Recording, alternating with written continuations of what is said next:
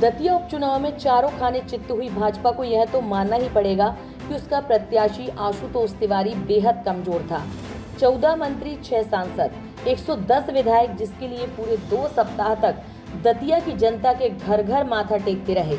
इतनी मेहनत के बाद भी भाजपा नहीं जीती तो उसमें भाजपा संगठन के प्रमुख हेमंत खंडेलवाल या सीएम मोहन यादव को ज्यादा चिंतित होने की जरूरत नहीं है और ना ही इसे प्रतिष्ठा का प्रश्न बनाया जाना चाहिए, क्योंकि जब खुद का दाम खोटा हो तो परखने वालों का दोष कैसा।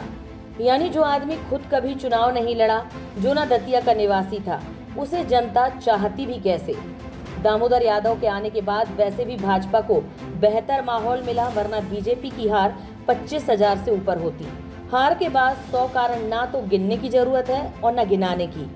ऐसा ही वाकया 2021 में दमोह में भी हुआ था, जब भाजपा ने जयंत मलैया का टिकट काटकर राहुल लोधी को दिया था। तब भी तत्कालीन सीएम शिवराज सिंह चौहान तथा बीजेपी प्रदेश अध्यक्ष बीडी शर्मा की टीम ने जी जान एक कर दिया था। लेकिन हुआ क्या, राहुल लोधी बुरी तरह हार गए। लेकिन तब शिवराज और बीडी ने उसे अपनी प्रतिष्ठा का प्रश्न नहीं बनाया और पार्टी ने अपनी समीक्षा कर यह पाया कि राहुल ही कमजोर उम्मीदवार थे। नतीजा यह हुआ कि 2023 के चुनाव में जयंत मलैया को दोबारा टिकट दिया गया और वे रिकॉर्ड तोड़ 50,000 मतों से जीते। मलैया को पूरे 7 चुनाव में इतने वोट नहीं मिले जितने उन्हें 2023 में मिले। भाजपा के आगे बढ़ने और शिवराज के लंबे शासन का सार भी यही था कि हर घटना को दिल से लगाकर बैठे तो उसी में उलझे रहेंगे और पार्टी आगे की तैयारी नहीं कर पाएगी।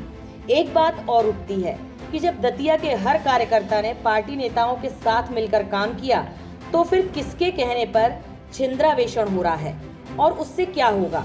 अपनों को दुत्कारने का नतीजा यह भी हो सकता है कि पार्टी के कई नेता धीरे धीरे खिसक लें और फिर जो हालत कभी कांग्रेस की थी वही हालत बीजेपी की हो जाए। हालांकि इस मामले में सीएम मोहन यादव का बयान उल्लेखनीय है, क्योंकि उन्होंने साफ कहा कि दतिया कांग्रेस की सीट थी, लेकिन फिर भी 1700 वोट पिछली बार से ज्यादा मिले। उनके इस बयान में सकारात्मकता झलकती है, लेकिन पार्टी के कुछ नए नवेले नेता उन्हें बेवजह के मुद्दों में घसीटकर उलझाने के प्रयास में है। अखिलेश यादव का एक वाक्य फिर दोहराने योग्य है, दतिया की ना करो बतिया।